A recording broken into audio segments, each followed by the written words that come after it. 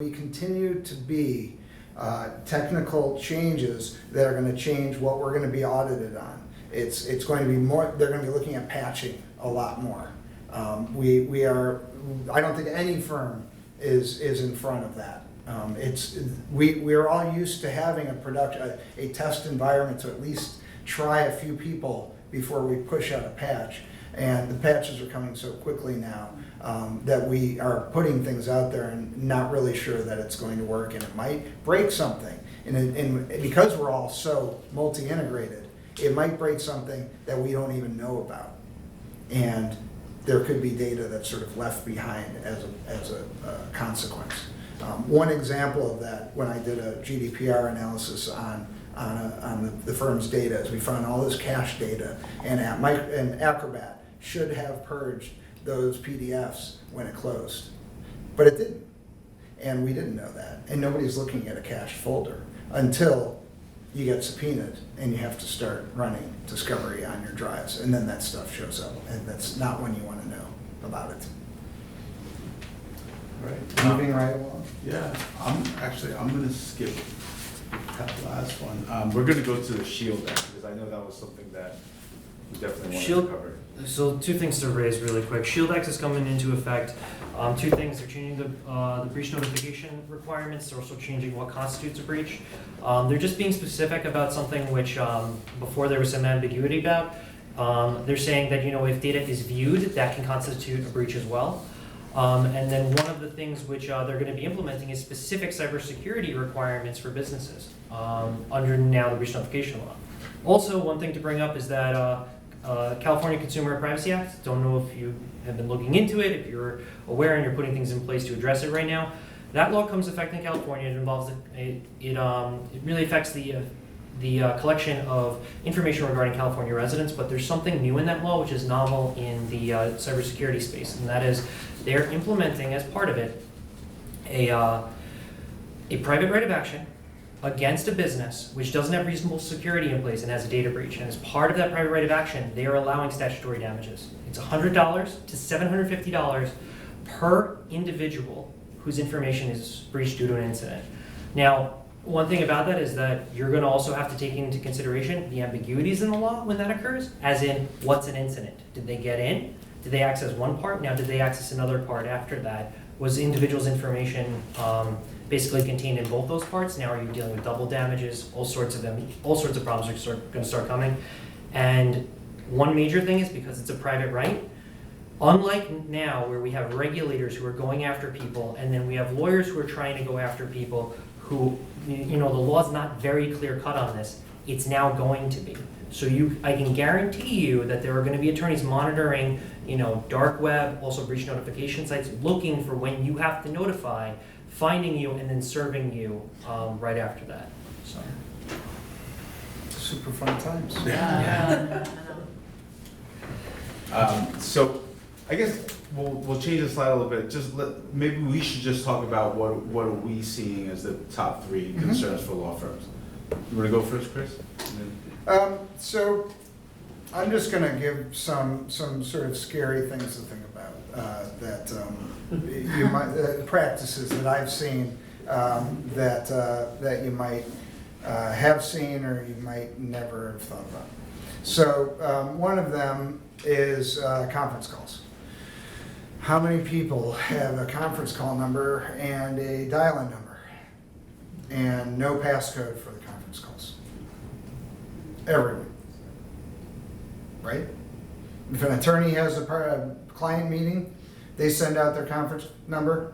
It's an 800 number plus a passcode, right? Right. Okay, so what keeps that client, all right, from sitting in on the next meeting at 4 o'clock that afternoon on a completely different call? The attorney is most likely not using the web interface for the phone conference system to see how many people are connected. And they're just allowing people to connect. What keeps people from eavesdropping and getting that information from those calls? You can put a passcode on every conference call you make, and you probably should. Another example. So I saw a lot of startups, and they all worked out of Dropbox. And they would all send all of their information to the attorneys via Dropbox. They'd invite them to the Dropbox, and hey, this started getting popular with more than just startups, and normal businesses are doing this. And they email so-and-so at wherever.com. So what happens when so-and-so leaves whatever.com? They still have that email address in that system, they still have the password. So they still have access to that client data. And it's happening every day. That's a good point. If I can jump in on that point as Yeah. well.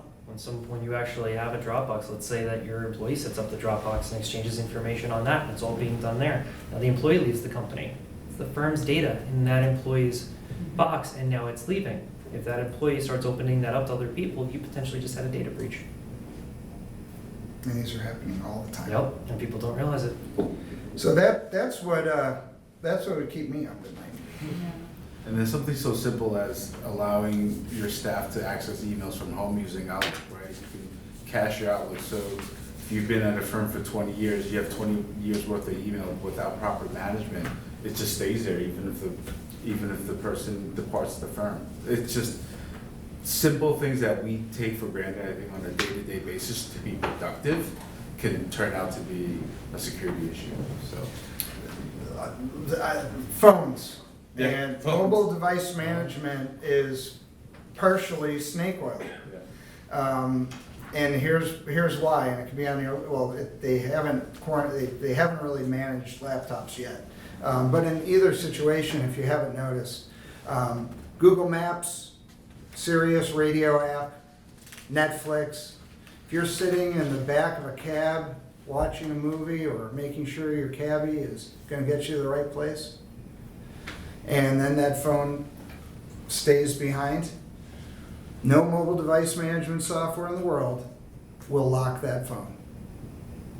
Google Maps keeps it open. Sirius Radio has a setting, override, lock, keep it open. Really? Netflix as well. Waze stays open. Yeah, so That's true.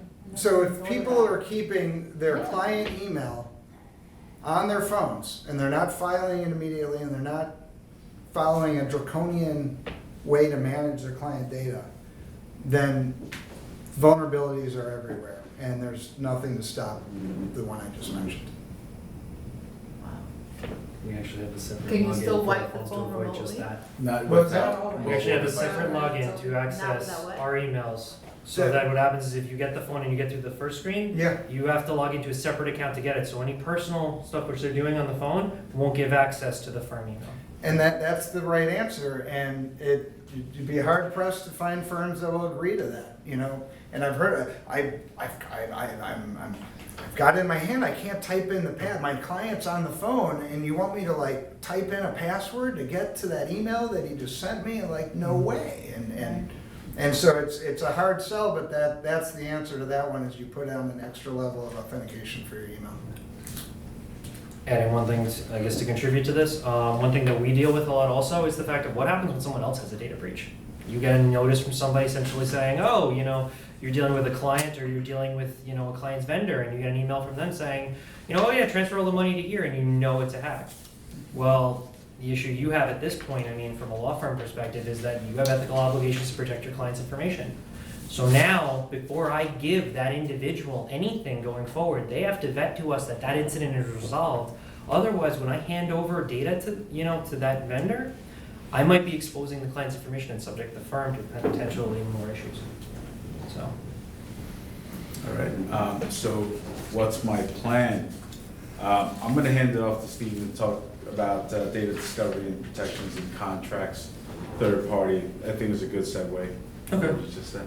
So generally, there's a bunch of things that the law requires in this. I mean, we talked a little about written information security policies and incident response plans. One thing that we haven't really delved into here is contracts with your vendors. And that really came back from where the myriad of laws which are out there. There's a couple things that you really want in place. You want audit provisions. You want information in there as to who owns the data, because essentially the owner of that data is going to be who's subject to the breach notification laws.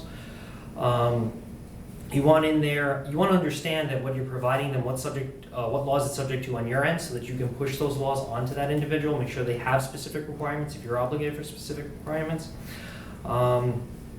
And then there's a multitude. I mean, the right to audit, whether it be paper, whether it be sending someone there, whether you have a sliding scale, huge topic of negotiation a lot of times when you're dealing with vendors. And then, I mean, I could go on, and then I guess one of the other things just to mention quickly is just whether or not you want to be notified of incidents. So HIPAA requires it.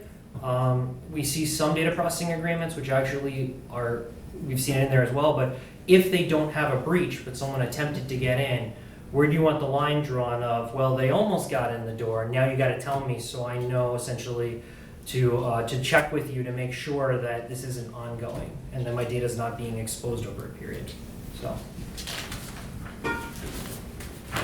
We're back to, Okay. yeah, we could probably, Yeah. okay. So, just, to a few other things on the, again, the sort of practical side of that is about firm culture. It's about explaining. People need to know why, and they like to hear it from the top, and they like to see that the practices are coming from the top. That's how things get changed, when practice group leaders lead the way, when a client forces a group to lead the way, but you really have to look at the firm culture, and as I said, looking at how people use the technology now, and seeing where you can fill up some of these gaps and plug these holes. If internal users are the source for a lot of the issues, what can be done to educate them and to make them more aware of what's going on? Well, I mean, a lot of firms phish their users now, but at a certain point, you'll end up just knowing that here's the 10 people that just keep getting phished and falling for it, and then you just want to shake them, but they're the department head, and so you can't. It's always the department. So there is, it is education, it's constant reinforcement, and it's just trying to get across that idea that there's no email is that important. But it's hard. I mean, I've seen first summer associates fall for get me the Apple cards, from the gift card. I mean, they fall for scams every day. So all I can say is that you have to teach them and try to scare them, and then try to put in things in place that protect them from themselves. We use a software called Mindcast. It monitors all the emails going in and out. And what it does is it obviously monitors for phishing and all that stuff. But when a user, even a legitimate person that they know, get an email, it's almost like training the user. They have to certify to say, do you trust this user? And it puts them through a test, and then it takes them to a link and says, you're right. So it kind of puts them into that simple mindset of just look at everything you touch. So it's some of those solutions that help. Muscle memory on this. It's just they have to be trained differently.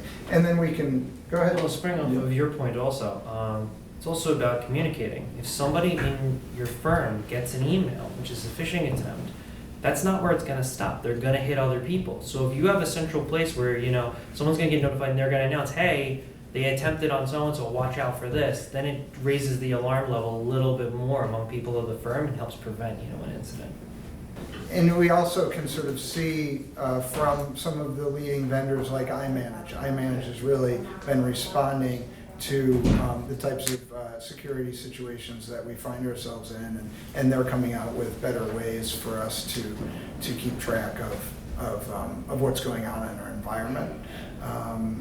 A few of my favorites, Flashpoint always seems to be pretty much on the edge of getting the first bit of information on hacks. Krebs on security is another one of my favorites. And there's a company out there, and there's probably a few at this point, one called Digital Shadows. And what's interesting about them is while Flashpoint and others will look at the dark web, Digital Shadows is actually just looking at at everything that's available. So it's finding those those misconfigured Dropbox accounts that were actually have client data on them and are public, but were set up by an attorney at your firm. So there are services now to look at all of the web and the cloud services to try to help you rein in your data. You probably have some others. Yeah, I've got well, the main thing that you see is that more on the fraudulent, on the fraudulent side when things are attempted, you'll see organizations like the FTC, the FBI will actually release notifications saying, you know, this is going around, they're trying to, you know, this organization is attempting this type of phishing attempt, things along those lines. You also see in terms of vulnerabilities and different attacks. I mean, there's FTC releases, the European authorities will release, even the American Bar Association for law firms, they'll sometimes release. So they're just trying to create like this community where the information's out there. So it's things you should be checking. And I think one thing to say though, I think maybe this chart actually illustrates this, is we're not expecting most, you know, day-to-day users to be able to digest this information. Because I mean, Vikram seems like you seem pretty technical, so I think he can get it. But I think two things coming out of here is at least have some type of baseline training for your users. Phishing test is a great start. If you guys aren't doing it, you should definitely get it done. There's automated platforms, and then there's also online learning management systems. Super inexpensive, and some of them are actually they're real actors. They're like comedians, so they make it actually entertaining. That is a great start because I think the recurring theme is the end user is the most vulnerable point of entry into your network. Period. And it's interesting. So I don't know what slide it was, but we're talking about internal penetration testing versus external. Sooner or later, there will be no internal, almost, right? You're only gonna have computers. Your servers, none of that stuff really matters. So like, where is the point of entry? Is the user to the computer to the data. So that's kind of where we need to start thinking. So, and then just additional resources. We're gonna share this, right? Mm-hmm. Okay. And questions. No, that was my question. Are you gonna share the slides and are you gonna share the web video? Depends how I look. I'd like to share that with our members, because I really think this could have really helped a lot of people. Yeah. Great, I'd be happy to. Main Okay. takeaways, feedback. I'm gonna have my IT director look at that video when you give it to me. I'm gonna retire sooner than I think. I bet I've heard a lot of that. That's the best I am one. gonna retire You before know, I have it's to worry about just- this. You Yes. know, you're just reinforcing that. I give me 5 more years. I've had people tell me that for the last 15 years. Just give me 5 more years. No, I mean, it's always good to have it front and center, you know, you have to keep coming back to it because it's just ever changing, ever Yeah. evolving, there's, Yeah. you know, and we all, and I know we all, you know, that's why we're here, we all try to be on top of it, you know, but it gets very frustrating sometimes though with the. You hear about the evolution with What about you guys? No. It's frustrating, I find it Yeah. frustrating. Yeah. I'd like It's to mostly try the it people. tomorrow, Yeah. like you, because it's the people that, Yeah. in the firm, Right, that Yeah, don't follow don't all follow, these yeah. guidelines that we Right. put in place. right. And that's the most frustrating thing, Yeah. that they just do whatever they want, Yeah, I no found matter it, how I stamp my feet. yeah, I found it to be a fine balance, right? So it's almost like trying to find those right technologies and the right amount of set of rules that you're gonna put, how many times for that mobile device that person's gonna put in that password. And we do have Citrix, so, you know, and we have MDM on laptops, and all that other stuff, so, but yes, it is. But it's frustrating, because we have people who will open, 20 documents on their computer and not close them out, not file them, and then call saying something's a problem. Yeah. No matter what we tell them, no matter what we do, Yeah. but that's everybody's. And they might be the people who are paying you, so you have very little leverage there, you I'm know? gonna say it's Fine always line. Okay, the people okay. paying you. The closer they are to paying, the less passwords they want, and they don't want it to ever change. Right. Just make sure that you Until it's their notify data. them that they're accepting the threat. But I think what Vikram said was actually 100% like a summary of what we talked about today. Like it's fine balance between protection and making it so cumbersome that people don't even want the security in place. And find ways around it. Yeah, and then find ways around. So what happens is if and when they do find ways around it and something happens, that's when it's gonna be total lockdown. So if you're having issues getting any of this stuff implemented, say, hey, we gotta do it before something happens, because then, you know, You you think gotta this is put in bad? 17 passwords just to, you know, open your laptop. Like it's a different conversation at that point. To add one thing, just something new which is coming down, which hasn't hit us yet, but everyone is expecting, at least the ones, the major tech companies which we've been talking to, I expect will start hitting. Phishing might be changing a little bit. They're saying that with the evolution of deep learning, these hackers are going to be able to start cloning people's voices and then start phone phishing. That is, yeah. Yeah. So the thing is, right now you get a robotic voice. Once deep learning evolves just a slight bit more, the organization OpenAI has actually been working on this.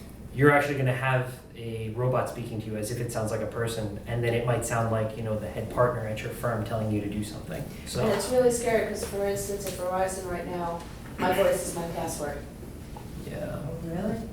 and they can get. The thing is, you're going to have machines fighting Right. machines That's, eventually. it's like a fuzzbuster, you know, the technology just keeps out, yeah. outpacing. Every time they fix something, that's something is something they try and break. Every time they break something, they start trying to fix. That's right. Yep. That's right. 'Cause, yeah, voice recognition. So you gotta, Thank you very much. lesson everyone. learned, you Thank so have much. to change your voice. You gotta. What are we gonna Ask do? me questions happening. I tried Everyone's gonna come in with like this. I can talk to you right now. I know what you're doing. Oh, Come on, the. come on.